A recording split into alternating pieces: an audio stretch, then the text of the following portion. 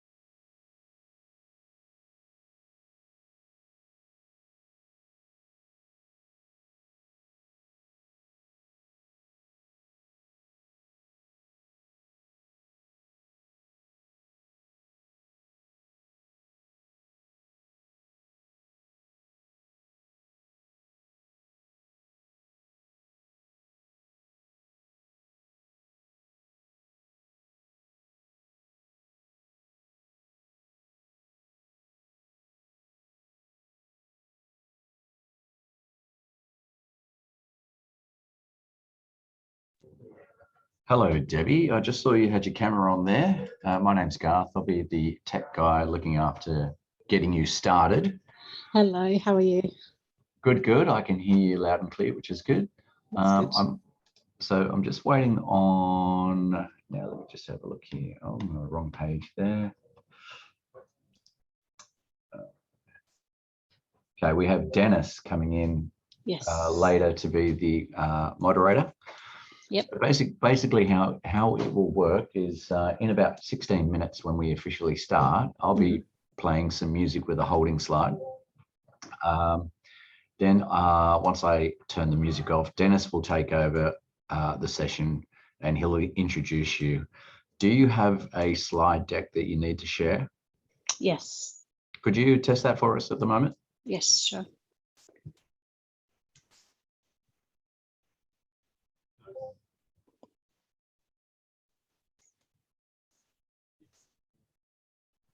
Okay, yeah. And if you can make that full screen. Okay, so that works fine for us. Yep, great. So you can stop sharing your screen now if you wish. Thank you. And as soon as we get Dennis in and some others in, I'll come back and have a bit more of a chat. Okay, you were very keen. It's because I was worried because I've been watching the others and it's my first day today. So I was like, oh, I wonder how I'm going to share the screen and yeah. Right. Well, you've done actually the right thing coming in nice and early. So all the rest of them have been in by the skin of their teeth, which doesn't make it easy for us. All right, so I'll currently turn off my mic until we get more people in, and I'll come back to you very, very soon. Great, thank you.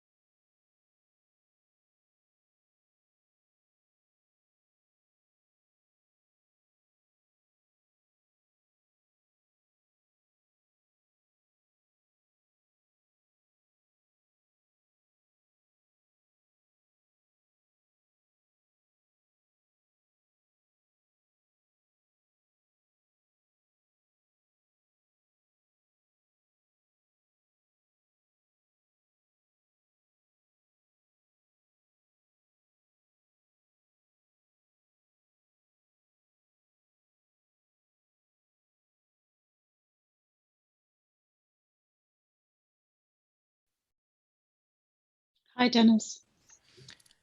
Hi, Debbie. Hello. Hey, Dennis. My name's Garth. You can't see my camera at the moment. I'm glad that you're here because you are the moderator, so you're the most important person here at the moment. Apart from And the Debbie, presenters are the most important people. Yes. But Debbie's the next important one because she's first up. We still do have 10 minutes before we start. But Dennis, I did want to go through a couple of things for you. So what's going to happen with you, we have 10 minutes left before the official start of our session. When we get close to the start of that session, I'll be running some music with the holding slide for probably about 10 to 5 seconds after the official start from the platform. When that music finishes, I hand it over to you and you can organise the presenters from there. Debbie's first up. Also, any questions come through on the chat on the on-air platform, not the Zoom platform. The Zoom platform chat, we can talk together between yourself and the presenters. If there's anything that we need to talk about privately without anyone else seeing, but generally all the questions will come from the on-air platform. Now, if we finish, if the presenters finish and we've run out of questions, but we still have time before the start of the next session, there's either you fill in some gap with some more information about what's coming up next, or you can ask me to play some music just to fill in time until we start the official next presentation time. So that will be the same thing where I would run the music, and when I stop the music, it's over to you to introduce the next presenter. Was there any other questions that you had? No, thank you for explaining the process. That's okay. What else did I need to? Was it something else I needed to tell you about? No, it was just the questions and the music. So we're just waiting on some other presenters to come through. We've still got some 8 minutes. So I'm going to turn my mic off for now and just wait for those guys. Now, I do actually have backup videos of people that happen to not show up. But we've been pretty good for today. I've only had to use one of those backup videos. But we've still got time, 8 minutes. So I'll get back to you very shortly. Thank you.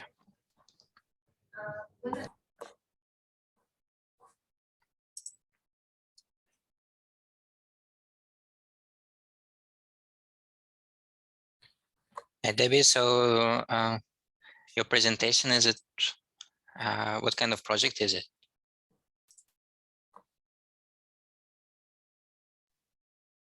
I work for Griffith College, and so across the course of the last 2 years, we've implemented a different approach to the way we've delivered our courses. So, so basically, it's talking about that journey. So it's really a case study of the flexible learning that we've implemented into the college. Oh, yeah, I think all 3 presentations are kind of related to yes. teaching in the new normal. And whereabouts are you from? Oh, James Cook University. Yeah, I'm based in Cairns. Oh, nice. That's nice. How's the weather up there right now? Hot and wet. Yeah. Quite cloudy. Not raining now. Okay. But yeah, wet season. Yeah. And not very wet, actually. I think you had more problems in southeast Queensland than we had up here. For once, yeah, it was the other way around. So how long have you lived in Cairns for? 2 years. I arrived just before the pandemic. Oh, wow. And where from? I was in Hong Kong before. Okay. Spent almost 7 years over there. Wow, okay. Yeah. Originally, I'm from Russia. Ah, okay. Yeah. 7 years. Yeah, and for 5 years, I lived in Melbourne. Oh, okay. Nice. Yeah, I spent 1 year in Hong Kong, a very long time ago, though. When I was doing my undergrad. I did a year there of work placement in a hotel there, yeah. So just as they handed back to China that year. Mm. So it was interesting. Yeah, it's also interesting now. Yeah, yeah, very much so. Yeah. So were you pleased to leave or sad to leave? Well, a bit of both. I think dance in Australia broadly is better for children. I have two little kids because there's not enough space in Hong Kong, and education system is very competitive. Yeah. So puts a lot of pressure on kids. And yeah, and just living in tiny apartments when kids start growing, yeah, it becomes more difficult. Definitely. Hello, Marcela. You on mute? Hello, hi Dennis, how are you? Yeah, good. So you are our second speaker? Yeah. It should be run through a separate platform. Hello, Marcela. It's Garth here. I'm just the tech guy that's actually looking after the presenters here. So do you have a presentation that you need to share? I do have presentation, yeah. You mean the slides?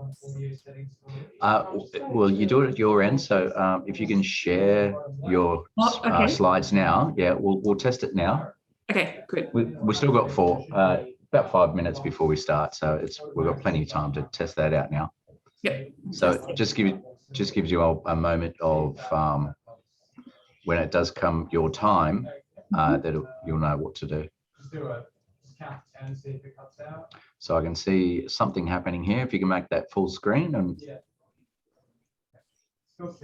Okay, so I'm seeing that it's cutting off some. Oh, there we go. No, it's fixed itself up there. So that's looking fantastic. So that's how it will work once you get introduced. So I'm happy for you to now stop sharing your screen until you are introduced.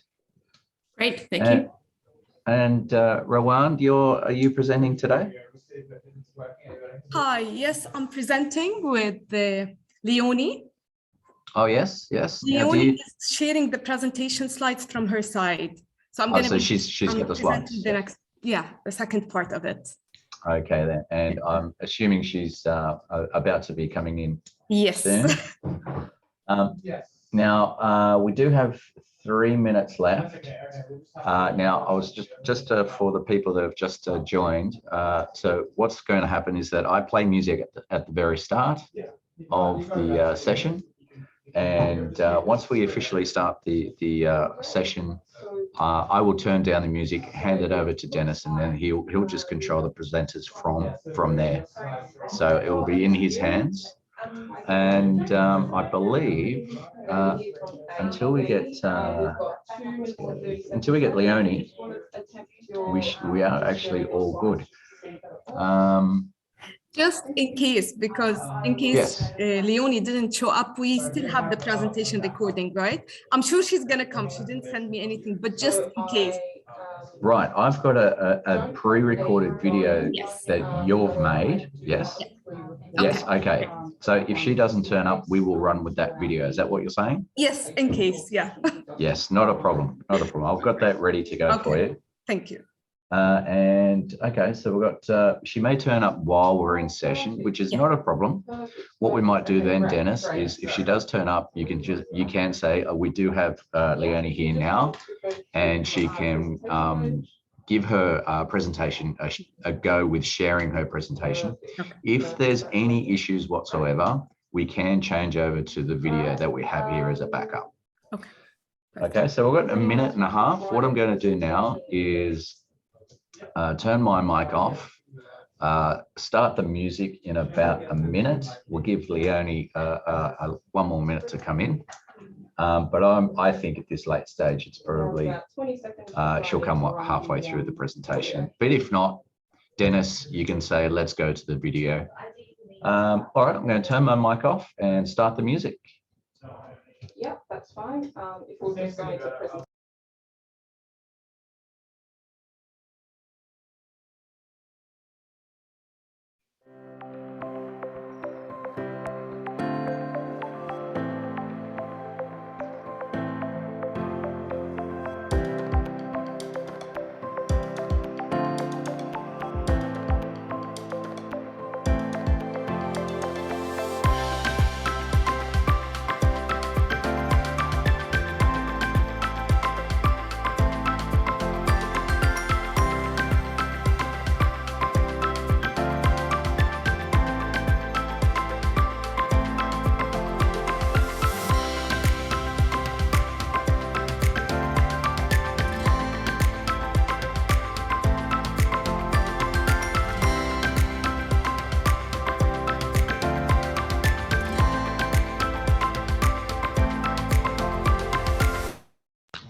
sorry, Dennis, just say a couple of words so you're up on screen first. Hello, everyone.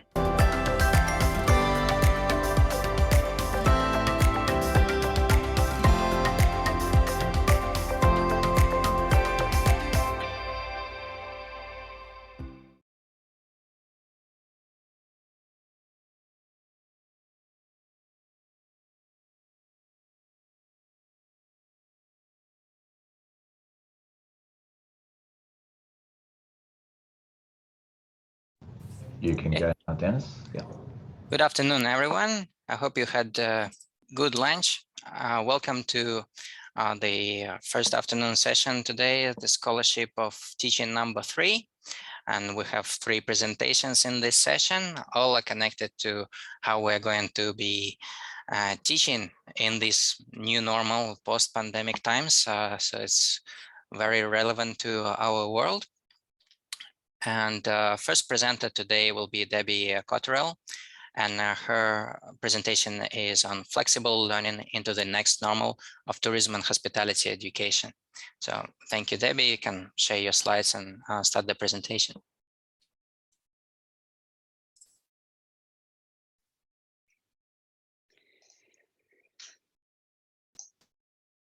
Thanks, Dennis. Can everyone see the slides okay? Yeah. All good, great. Okay, hello everybody. My name is Debbie and I'm Programme Advisor for the Diploma of Hotel Management and the Associate Degree in International Tourism and Hotel Management at Griffith College.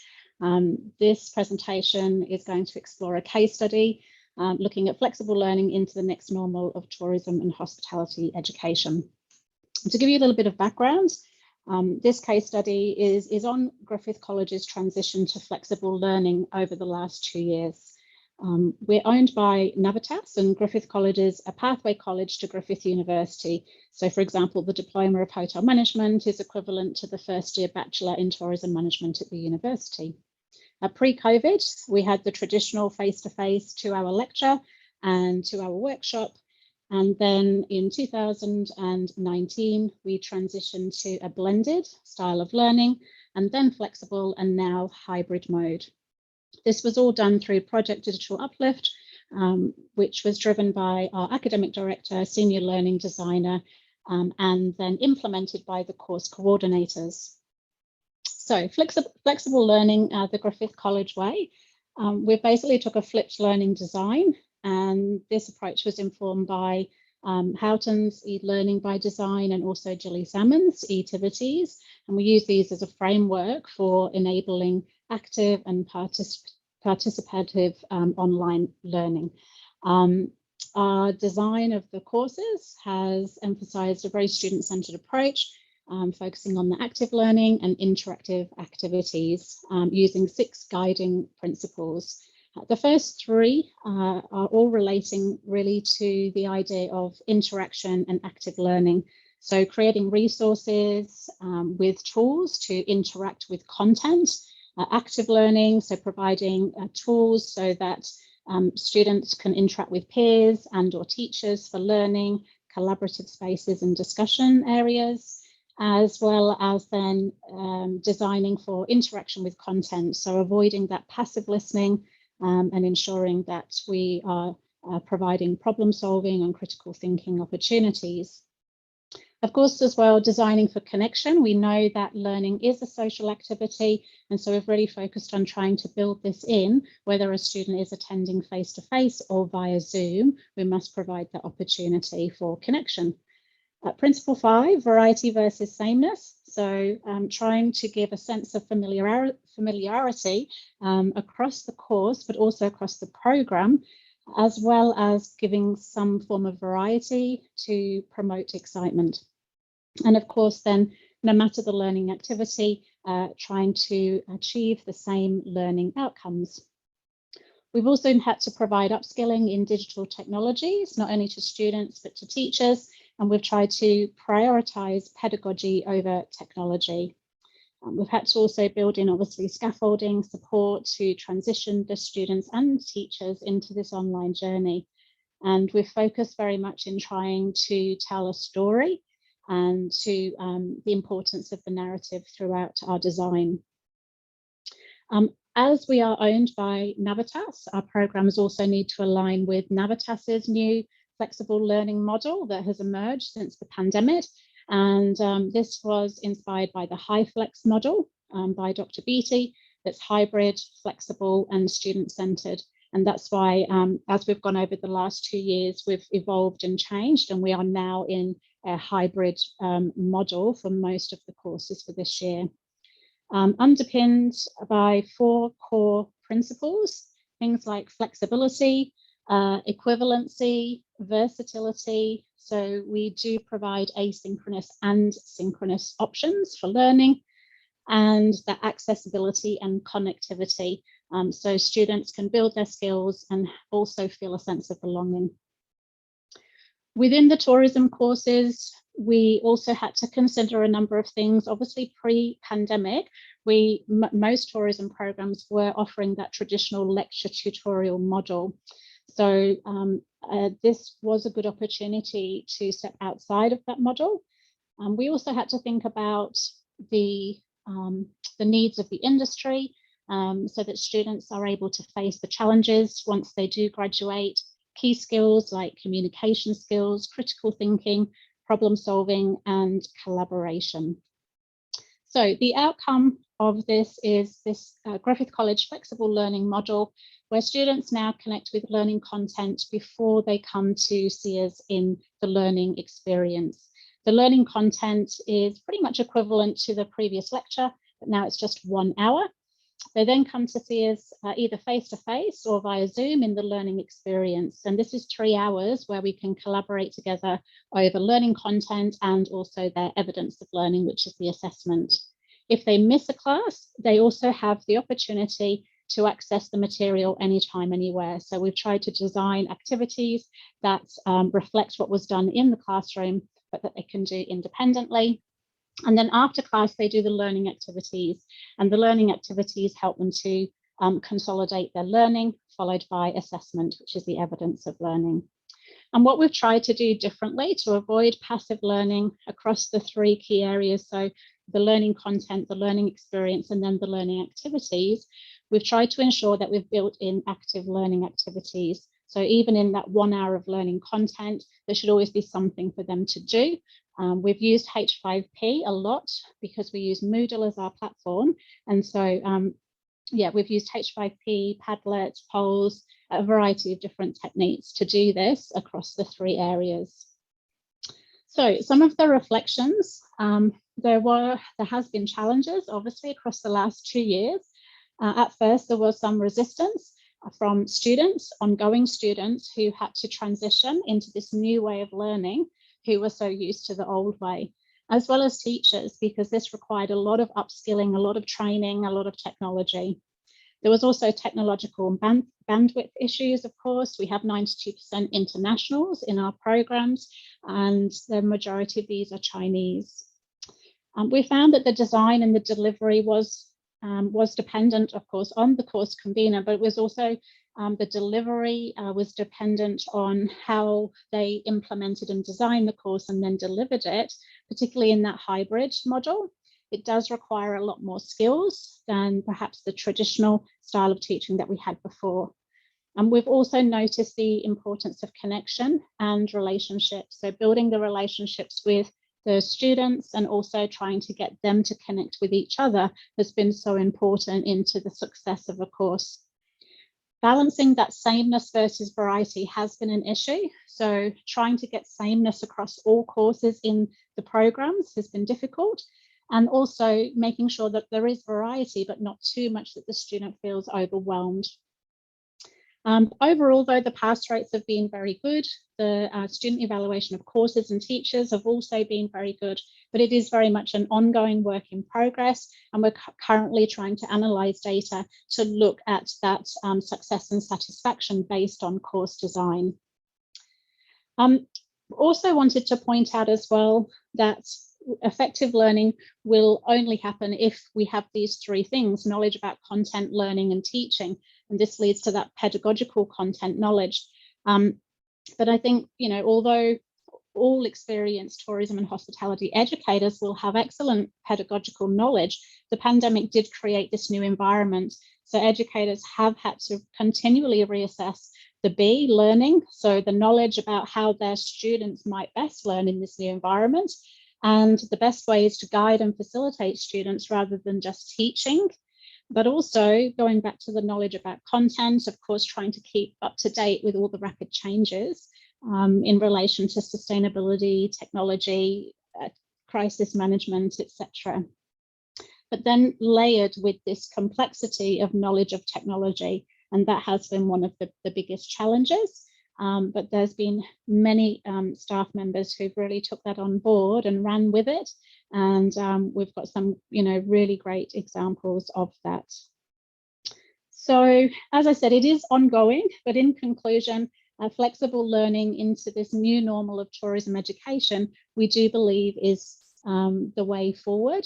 We do not plan to change the structure that we have. It's here to stay now.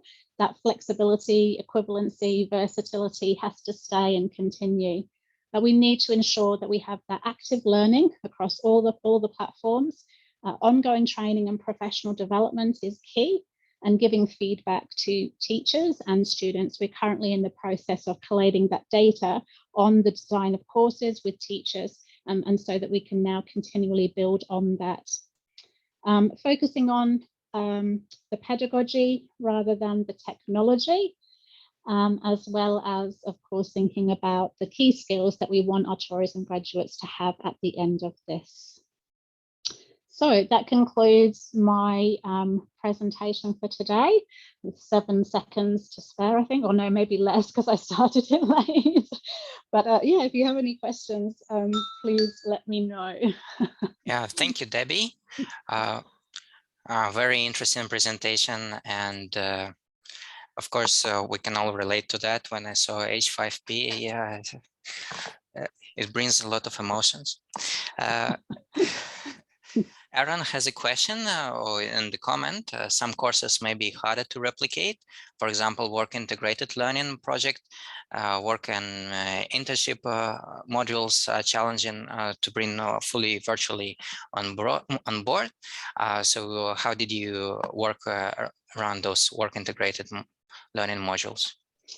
Yeah, so luckily for us, we don't have any work integrated modules currently when we went into the pandemic. So most of our courses did easily transition, but I did watch a presentation earlier on, which was relating to the work integrated learning and using that virtual space to perhaps replicate that as an option. Okay, thank you, Debbie. And Rawan is asking whether you could elaborate on using narrative for telling the story in this practice. Yeah, sure. So because we are a small team and we're a small college, so we're very much relying on course coordinators to do this. We have a blended learning designer who does support us, but it is down to the course coordinator.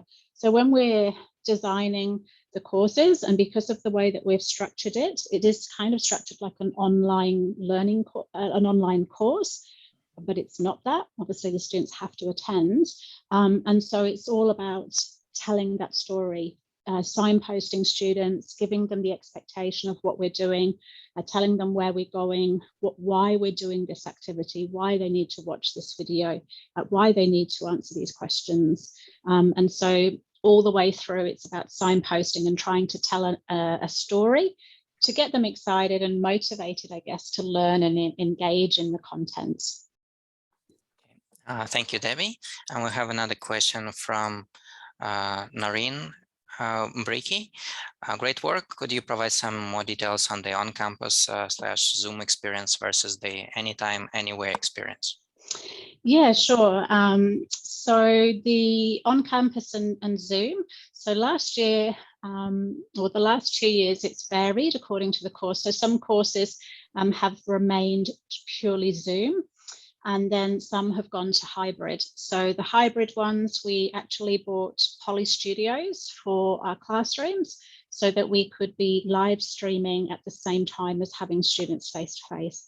So we use the Poly Studios, and that tracks us around the classroom.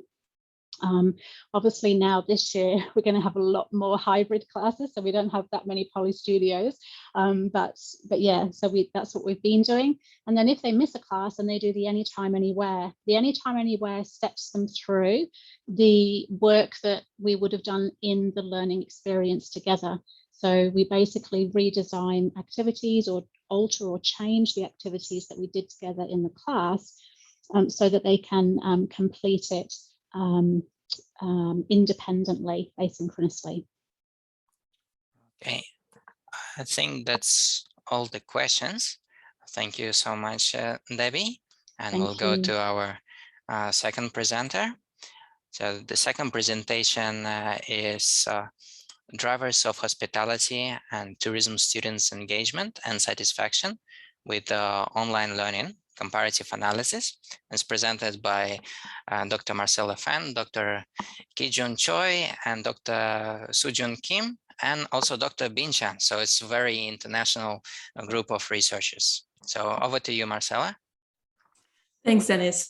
And hello, everyone. I'm Marcela Fang from the William Englis Institute, and I will be speaking on behalf of my team, Kijung Choi from Englis, Soojung Kim from Pusan University in Korea, and Bin Chan from Hong Kong Baptist University. So this research collaboration led us to investigate the drivers of hospitality and tourism students' engagement and satisfaction with online learning. And today, I would like to go into some of our comparative findings.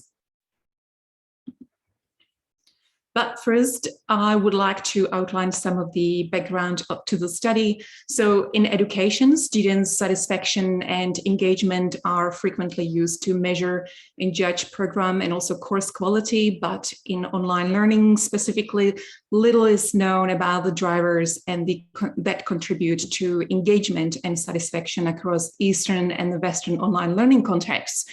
So to support continuous improvement in online teaching and learning, we proposed and tested online learning factors to guide the improvements of online constructivist learning designs. So while previous studies investigated the general engagement and different learning outcomes, we looked through the lens of online learning tools and studied the engagement with online learning tools. So here you may think of video conferencing platforms like Zoom, collaborative apps, and social media communication apps. So the assumption that we had was that when students engage in their learning through the online learning tools, they would focus better on the learning tasks and feel more satisfied with the active learning experience. So we surveyed tourism and hospitality students in Australia, China, and South Korea to investigate any differences between the Eastern and the Western online learning contexts. So we thought it would be particularly interesting to look at China and South Korea, as these countries are more technologically advanced than in Australia in terms of education. It is also important to highlight at this stage what is currently known about the topic and what isn't. So recently, Kay and Pasarika noted that there is a widening gap between perceptions among students and instructors linked to online learning. So looking at the changed online education context, research is yet to uncover or dive deeper into the different perceptions of the past 2 years. As this study is underpinned by constructivism, it is also important to highlight that constructivism is generally considered as the more suitable pedagogical approach in online learning, but this is mostly reported in the Western literature.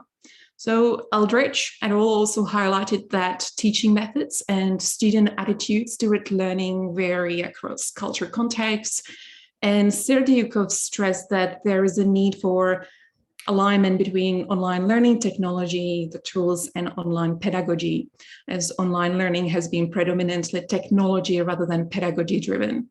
So the rapid advancements in online learning technology and the applications point to the need to extend the engagement research to the technology-enabled learning context to draw inferences specific to the unique online learning environments. So the nature of the study was quantitative, where we surveyed tourism, hospitality, higher education students across Australia, China, and South Korea. And the online pedagogical approach across the institutions in the 3 countries was underpinned by constructivism, but the Australian and the Chinese teaching and learning ways were a little more collaborative, a little more in that social space, whereas in Korea, the management instructed more individual and independent learning during the first COVID online teaching and the learning period.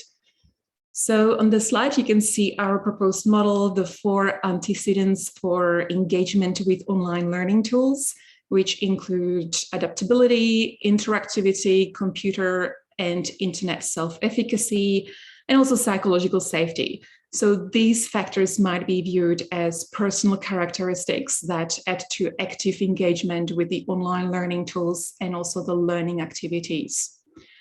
On side of the engagement, sort of in the middle there, so engagement with online learning tools can be viewed as the active learning process where students use the online learning tools to engage in tasks and activities. And this type of engagement then leads to satisfaction with online learning as students recognize the value of using the online learning tools. We have drawn 5 hypotheses, but in this presentation, we want to emphasize the comparative findings. So I will not go further into the details, except of saying that all 5 were supported. We have conducted a multi-group analysis to test any differences in the proposed relationships, which I will go into very soon. But before it, I just want to shed light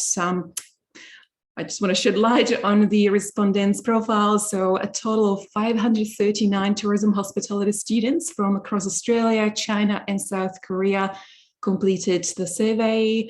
And there were more female respondents across the 3 country cohorts, and most were between 18 and 24 years of age.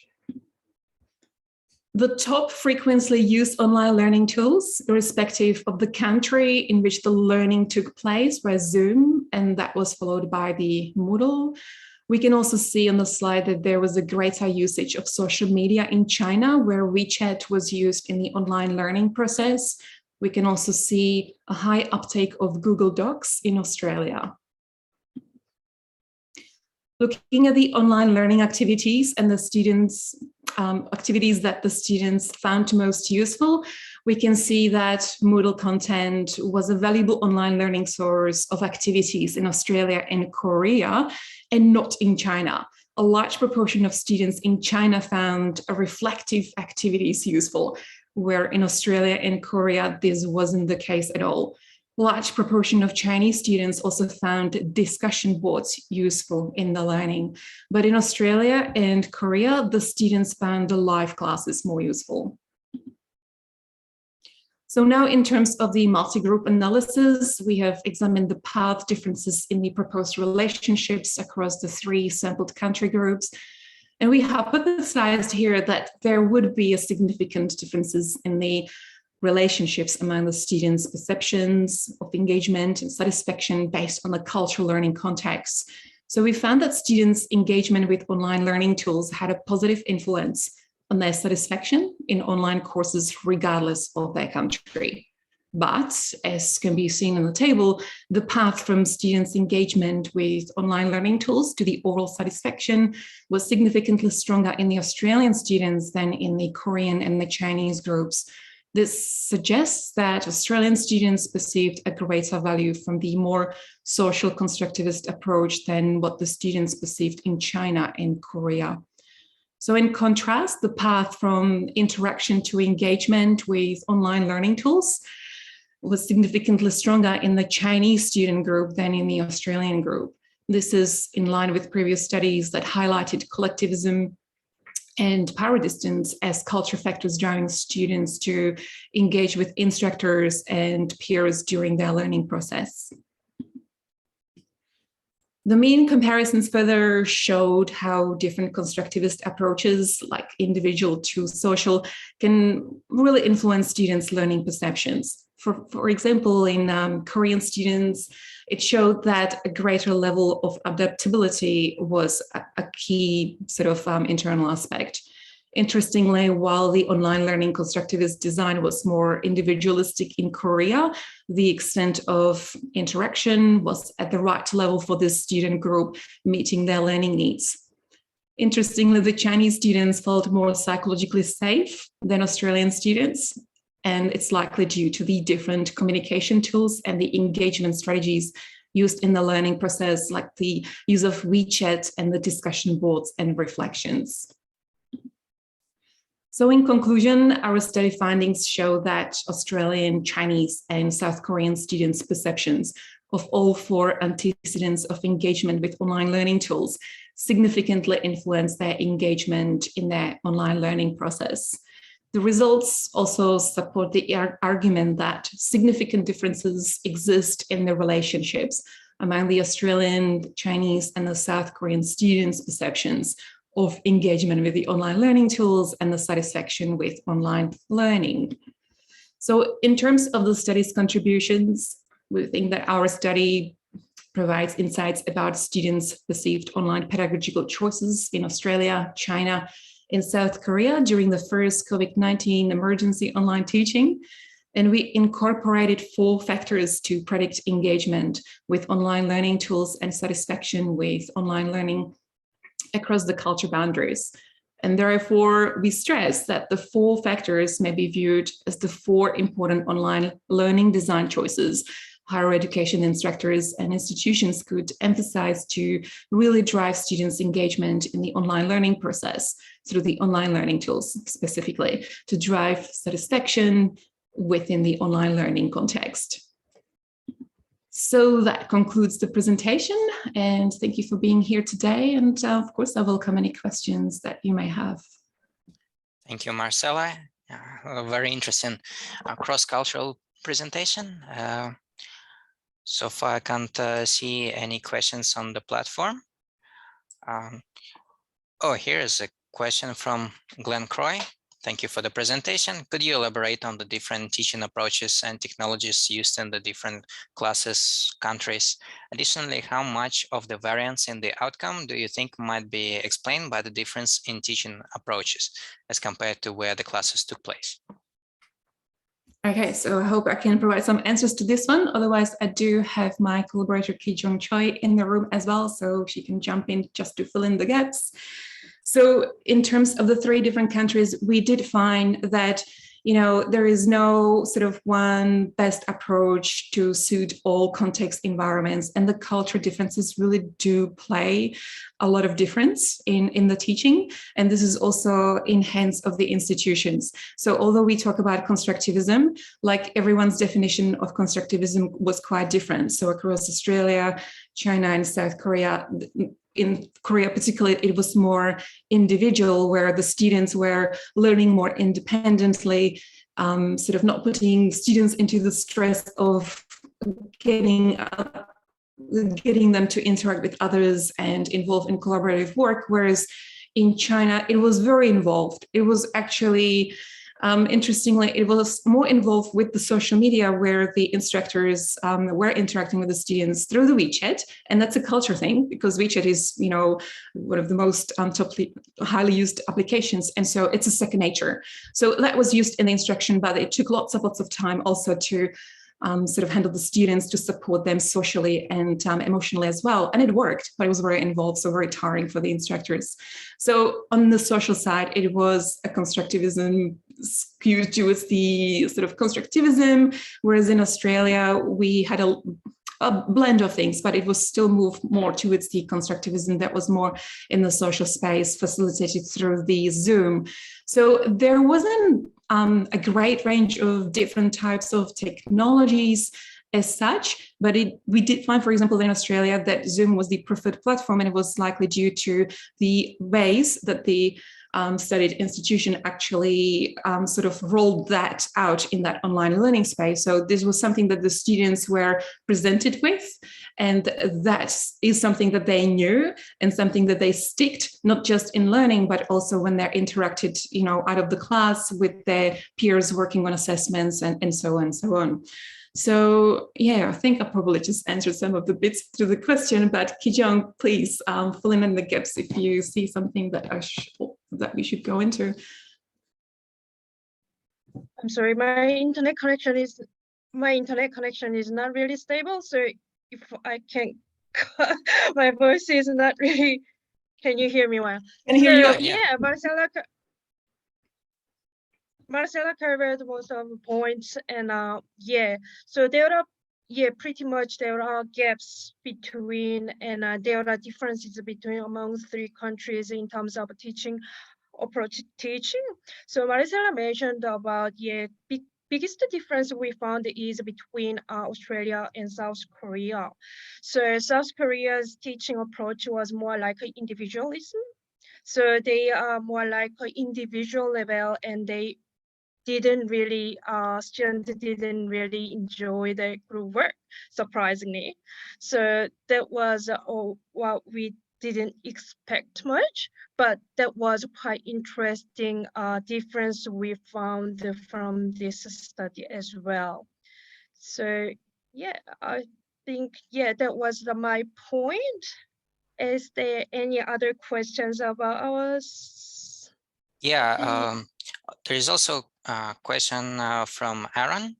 I wonder if there is a profile of students that are more likely to engage online as compared to a normally distributed curve. Arguably, engagement is a combination of factors, but very little allowed to research on a typology of students that succeed best during COVID times. All right, Kijung, do you want to go first? I'm really sorry. I'm struggling with, my internet connection. Apologies, but I couldn't really hear the question well. So, Marcela, you go first, and I will. If I have anything to add, okay. No worries. Yeah. So we haven't really dig that deep or sort of looking at things in that way. We didn't have the opportunity, for example, to compare the online with the offline, because all those institutions were online the first time. There wasn't any online before, so it was all quite new. In terms of the distribution, I mean, we didn't find anything too weird or awkward, but we do find that there was a mixture of preferences. Like, for example, originally how we highlighted. So in Korea, the model that was adapted was actually suitable to the students' needs, and they could learn through that mode. Whereas it would be like on the SKU side of things, it will be quite different to the Australian or the Chinese ways, because in Australia, it was mostly the live and the interactive sort of approach taken forward. So surely not all students will like that approach. We did actually did some further studies, other projects, and we did find that some students find it very dreadful to be involved too much in things. Like it's draining, it drains the energy, and being in the online all the time with people is exhausting, and sometimes it's really preventing them to learn. So having that independent way of finding the fine balance between all these aspects within the given institution in a given country is something I think that the institutions really need to kind of figure out for themselves. There is no cookie cutting formula sort of to use or to dictate or to be adopted by institutions, because it's all very different in all different cases. So I guess you have to take that explorative nature to finding what's happening and keep doing it, so you can keep improving based on what your findings really are in your own institution. I hope that sort of gave you some answers. Yeah, thank you, Marcela. And Melanie Williams has another comment and question. Great presentation, fascinating study. Are there any lessons for us in Australia teaching Chinese and Korean students? And I think it's also a question for Debbie, because she also mentioned in the Griffith College, there are a lot of Chinese students. And yeah, so maybe both of you can discuss how these differences in online learning can be implemented in Australia for Chinese and Korean students. Yeah, I'll just probably start just very quickly so I don't take so much time. But I think, for example, in Australia, if we do target the Chinese or Asian students, we really need to understand the cultural perspectives and their way of learning that they are familiar with, and going and providing them with something that they are familiar with, and slowly make them to adapt to the Australian ways. So, getting to know the students, their approaches, their preferred ways, but adapting them to the constructivism, to the approaches in here, so they are not overwhelmed. We shouldn't really throw them into the deep water without knowing how to swim. So that's from me, and maybe Debbie would have some other insights. Yeah, I think we're still in that learning curve, really, of trying to understand. As I say, we're still trying to pull apart some of the data that we have collected. I think over time we've seen perhaps what doesn't work so well, and then what tends to work. And it is about getting the students familiar, like Marcela just said, really getting them familiar with what we're with the different tools that we're using, and not trying to overcomplicate things. So for example, I'll give you an example, Padlet. At first, I used to claim that Padlet just wasn't working well with my with my Chinese students at all, but it just took more training than in, say, another program that I teach into, which is purely domestic. So I did notice big differences between teaching across two different programs. The other one is not tourism related, and it's purely domestic.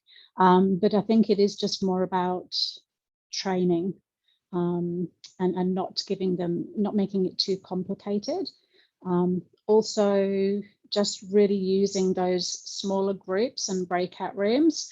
And definitely they need something, they need set tasks to be able to focus on and do, particularly like first year students. Yeah, don't know if that helps or answers the question. Yeah, thank you, Debbie and Marcela. With the online tools, I'm now thinking, should we all start using WeChat? Because it turns out that this is the the most engaging tool of all. What do you think, Marcela?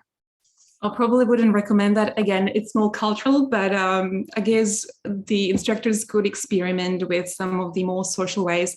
Like, it's not just about the tools, but it's also about the, psychological side of things, because a lot of students, they want to be emotionally supported. So if you could do it through the WeChat, or if you could do it through the Zoom or the other tools, I guess if you give them the validation, if you show that you care, they will learn, they will adapt. So not necessarily would jump into the WeChat straight away. All right. Do we have any other questions?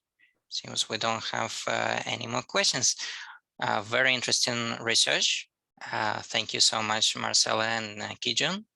And we can switch to the next presentation by Leonie. We have about 3 more minutes, so let's see if the slides work.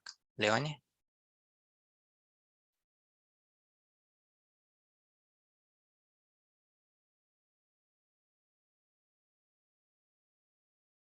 Everyone see my screen? Yeah. Excellent. Right. Yeah, so this is the third presentation for today. So we only have 3 presentations in this session, and this is the presentation titled Fostering Student Engagement in Hybrid Mixed Mode Event Management Courses based on Flipped Learning and Inclusive Learning Design. So another presentation on changing our pedagogy for the new normal, and it's quite a big team working on this project. Yes. So sorry. We start. No. So essentially, this is all of the Excuse colleagues. me, Leonie. Can you make a full screen? Or we don't see the full screen. Just said, yeah.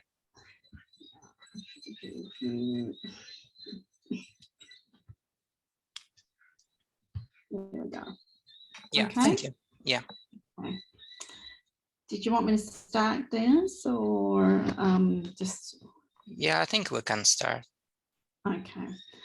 Okay, so thank you very much, everyone. My name is Associate Professor Leonie Lockstone-Binney. I'm joined today by my colleague, Dr. Rawan Nimri, and yes, we are representing our large team of colleagues who have worked on our event management major as part of their Bachelor of Business. So we'll talk you through some of the things that we've done in this space to adjust to a hybrid mode of delivery in relation more so today about some of the assessment tools that we've used, but just generally our journey and where we've got to.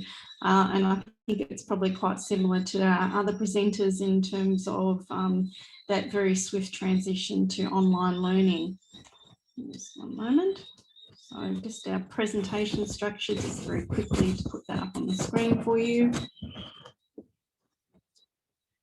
Of course, we've all made this transition as educators over a very short period of time since early 2020 in response primarily for us at Griffith University in relation to COVID-19. So prior to the pandemic, none of our courses were available online. We had face-to-face delivery at both our Nathan and Gold Coast campuses. So when COVID did hit, it was a huge transition to make to online learning over a very short period of time. In making that transition, colleagues did look at the literature and what was known and what was not known. And of course, it was not surprising or unsurprising, I should say, that there was not much known in relation to the skills, knowledge, and also the competencies required in relation to digital event management. So we looked at more at the teaching and learning and the scholarship literature, of course, to think about how we might redesign our courses. And we looked at flipped learning design and also inclusive learning design and the nexus and the crossover between those two. So very much we went from having, and I'll talk about this a little bit more, but a 2-hour face-to-face lecture to 1 hour of lecture content, which is chunked into pre-recorded videos. And this was based on, of course, flipped learning design and those particular principles. So removing a lot of that classroom material out of the traditional lecture, making it available online for our students to engage with in a flexible manner, allowing them to self-pace their learning. This is underpinned by andragogy and assuming that our students, of course, are internally motivated to learn. And in this setting, the teacher becomes more of the facilitator in the classroom rather than the, I suppose, the arbiter of all knowledge, standing at the front of the lecture room and spouting information to students. We also adopted the principles of inclusive learning, and I think particularly knowing that our students at that time, we had a cohort in Southeast Queensland, but also internationally in China and many other countries around the world.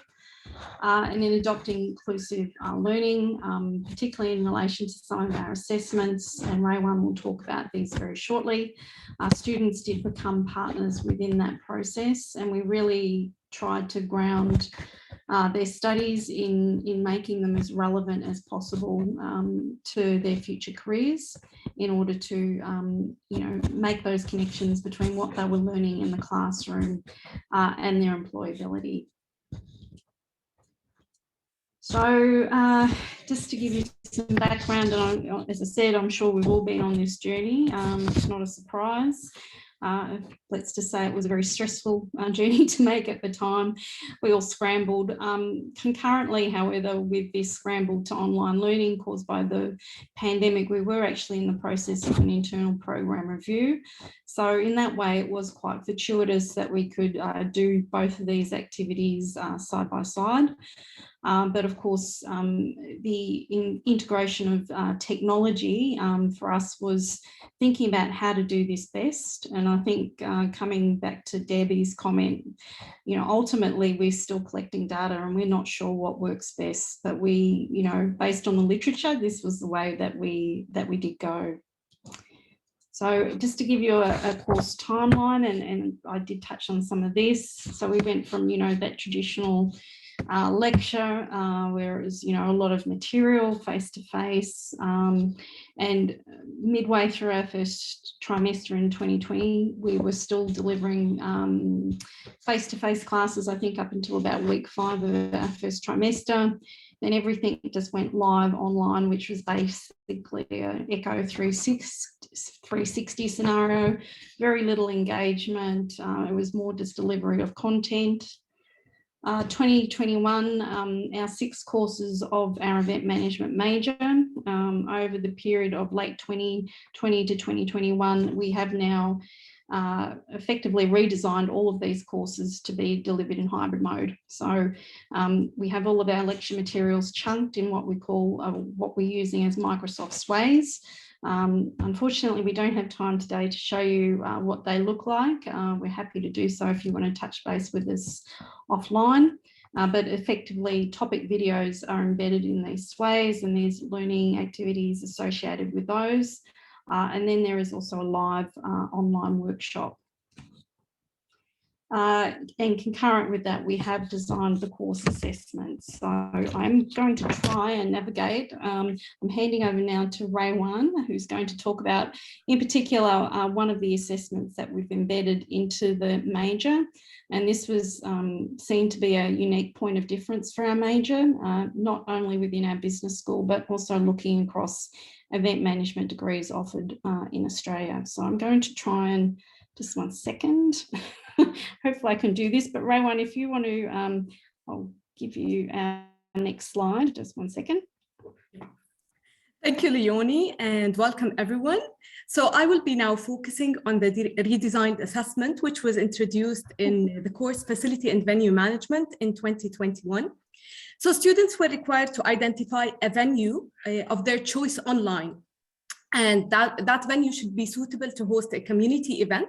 And they were required to conduct an analysis of its external and internal design and try to develop a virtual tour using a Griffith Location Explorer. Now, the main aim of presenting this assessment was for students to try to visualize the design of the venue and how it would impact the event, and in this way aiming to provide an engaging and practical learning experience. So Leonie now is showing you an exemplar of a submission of a student who chose Howard Smith Wharves in Brisbane and highlighted the suitability of this venue for the event, and also identified the key issues in the design that would impact the event itself, and also the student was required to present some potential solutions for these issues that might impact the event. So that was the main aim of that assessment. For our methodology, actually we're still in the process of collecting data for this project, but in 2021, we managed to collect data through conducting interviews with students who were enrolled in the course, in addition to the student evaluations of the course and the teaching, and finally through the open-ended comments from the student evaluation, and we tried to triangulate the data with the instructor observations. So moving on to our preliminary findings. So these are still in an early stage. So from the qualitative interviews, students commended the creativity, the critical thinking, and the problem solving in this assessment. And they also stated that incorporating the Location Explorer as a tool and as a digital platform enhanced their employability skills. And they also valued the practical aspect of the assessment, and that the innovation in this assessment kept them engaged in the course offering. As for the course SATs and SECs, what we are showing you now is this is for 3 courses in the event major, including our course, which is the Facility and Venue Management course. So, and this is for 3 instances that were offered in online, Nathan, and Gold Coast campuses. So they ranged between 2.9 and 4.7 for the use of mix between pre-recorded lectures and live workshops. And as for the assessments, actually students evaluated how the authentic and we called it the real world assessment assisted them in their learning, and they evaluated that between 3.8 and 4.8. Now for the open-ended comments from the course evaluation, students supported the hybrid delivery mode and enjoyed the practical and authentic aspect of the assessments in general, not only this assessment. And when we looked at the course instructor indicated that students were highly engaged in this assessment in comparison with the previous assessment, where students submitted a pre-recorded presentation actually the students had to go somewhere and take photos of that location that they would suggest, but due to COVID restrictions and because of some areas where students couldn't actually leave their houses. So this is the idea that we came up to, including an online venue where all students could be included and not the ones who could move freely in their countries. So that was the main idea. And also the instructor highlighted that the students were innovative in choosing these online venues and their creativity in presenting their analysis. Now, in conclusion, by introducing this hybrid mode in the courses using the flipped learning and inclusive design, we aim to contribute actually to help, as Leonie mentioned, in the higher education literature in the field of event management. And these elements, according to our initial findings, made the students more engaged and actually more responsible for their learning. So they had to go and attend the lecture in advance in order to come to the live workshop and be engaged. And also the authenticity of the assessments made the students more equipped with, I can call it a 21st century skill that enhanced their employability. So this is what we wanted to share with you today. Thank you all for attending our presentation. As we have mentioned, this is still an ongoing project, and we will be collecting data from the students who will be enrolled in the course in 2022, but we highly evaluate your suggestions and your comments. Thank you, everyone. Hey, thank you, Leonie, and thank you, Rawan, as well. Very interesting presentation. I can't see any questions yet. Probably people are typing away. I have a bit of a question because we have the Griffith College and Griffith Uni together, and you seem to take a little bit different approach to teaching and learning. Can you maybe discuss how is it structured? Because I understand the college is a pathway to the university. So how do you work together on these projects and on pedagogy? So how is it? Oh, sorry, there's something wrong with my sound. I can hear myself. I would probably say no at this point in time with this project, because I think it was more out of the scramble of going online in the immediate aftermath of COVID. And it was interesting, we were actually given at, so we're in a different part of the university, but within our business school, we were given a lot of flexibility around what platforms we wanted to use to teach. So we could either use Collaborate or Teams.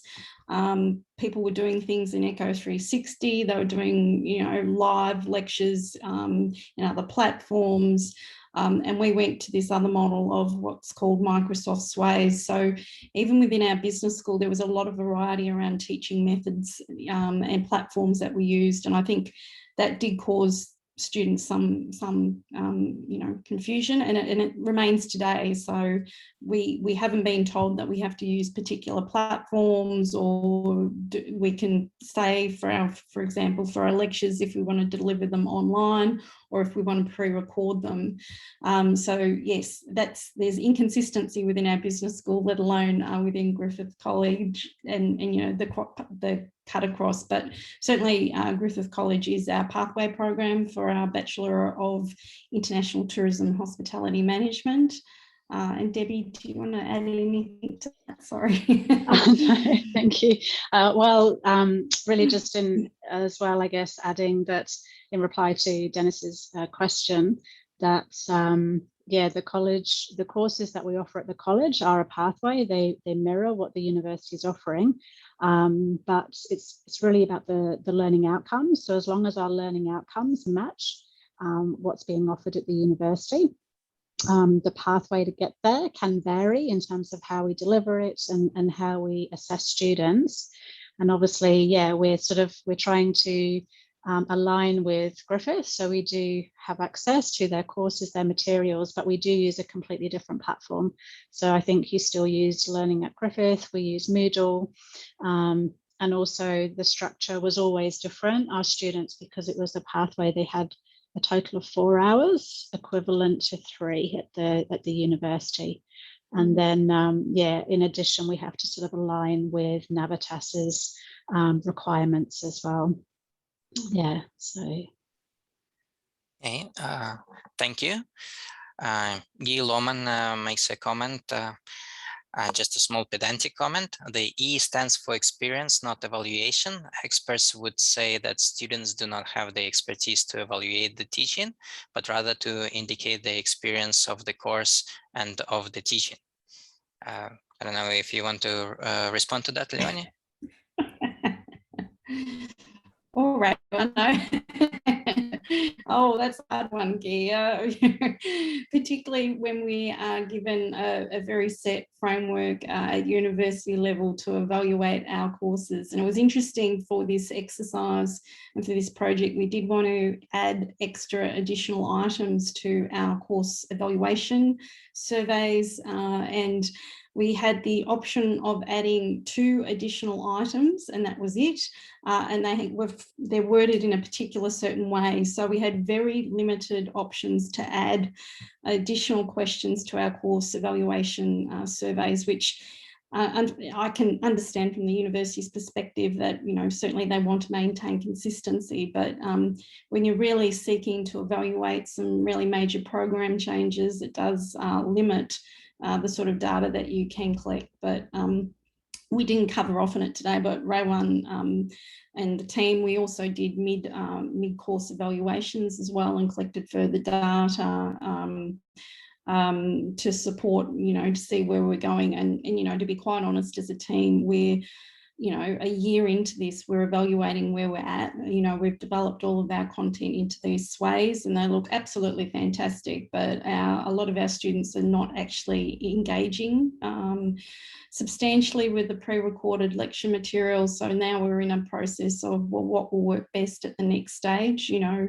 do we now have to bring some of our lecture material into our workshop spaces and be referring to our lecture material, at least, you know, being very explicit about making mention of particular pre-recorded videos within our workshop periods. Yeah, it's an interesting space. I haven't really answered these questions, but certainly there are some challenges there. Yeah, thank you, Leonie, and thank you to all presenters. We need to wrap up now. Fascinating session. Close to our hearts, of course, as we all adapting and changing our curricula and so on. The next session will start shortly. It's also a parallel session, so see you online in other rooms and enjoy the rest of the conference. Thank you very much. Thanks, Dennis. Thanks, Dennis. Thanks, Dennis.